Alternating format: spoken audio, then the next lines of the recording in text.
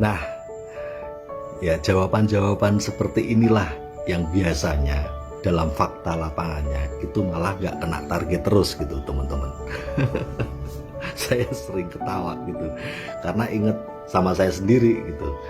Dulu ketika upline saya ngingetin target saya, nantang saya atau dorong saya untuk fokus lagi sama target saya, selalu jawaban saya jawaban seperti itu.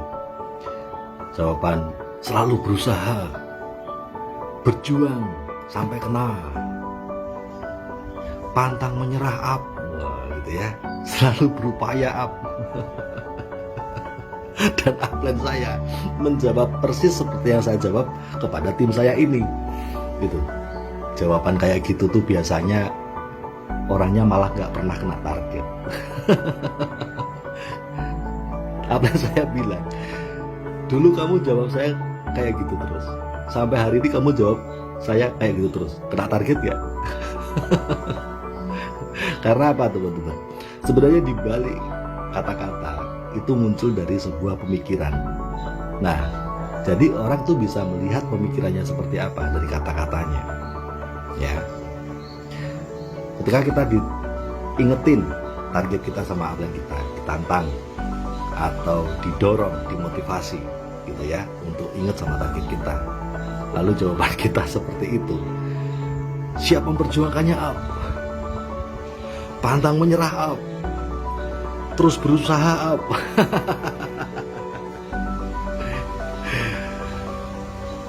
Orang seperti itu biasa gak kena target, karena di dalam pikirannya yang membuat dia terucap kata-kata itu adalah dia tidak pernah melihat dirinya kena. Dia melihat dirinya berjuang, terus berjuang up. Dia melihat dirinya berusaha, terus berusaha up, terus berupaya up. Di situ ada jalan mundur, ada jalan mundur. Namanya orang berusaha kan nggak kena nggak apa-apa. Namanya orang berjuang dan berupaya kan nggak kena nggak apa-apa. Salah nggak itu? Nggak salah. Ini hanya sebuah fakta lapangan. Ketika sebuah kalimat disampaikan, selalu munculnya dari apa yang kita pikirkan. Ada ketidakyakinan 100%. Yakin tapi nggak 100% kena. Faktor keajaiban tidak ada di situ.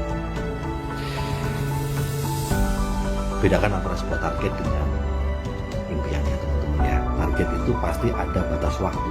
Nah, bicara tentang batas waktu, memang hasil di tangan Allah. Tapi kita sebagai orang yang menuju ke batas waktu itu, kita harus yakin kena. Sehingga saya belajar dari apa yang saya, dan saya belajar dari perubahan yang saya lakukan, sehingga fakta lapangannya pun ikut berubah, karena cara berpikir saya juga itu sudah berubah. Mulai sekarang ketika ditantang upline tentang target saya, pertama saya tahu tidak mungkin upline saya menantang, mendorong, memotivasi, mengingatkan tentang target saya yang tidak bisa saya capai. Pasti beliau ngingetin target yang bisa saya capai. Namun untuk bisa mencapainya, saya harus melampaui batas saya biasanya, melampaui kebiasaan saya biasanya. Itu namanya target yang diingetin sama upline.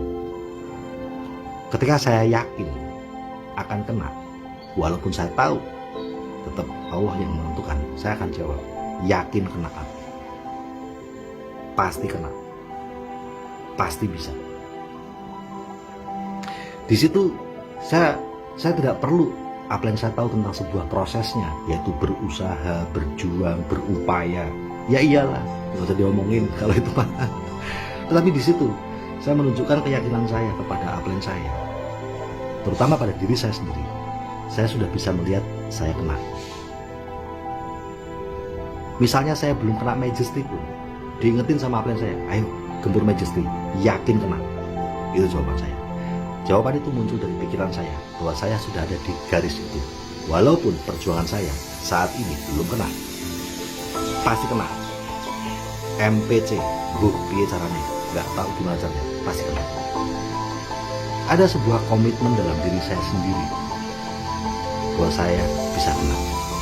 Saya akan keluar lewat dari batas-batas kebiasaan saya yang membuat selama ini saya nggak kena.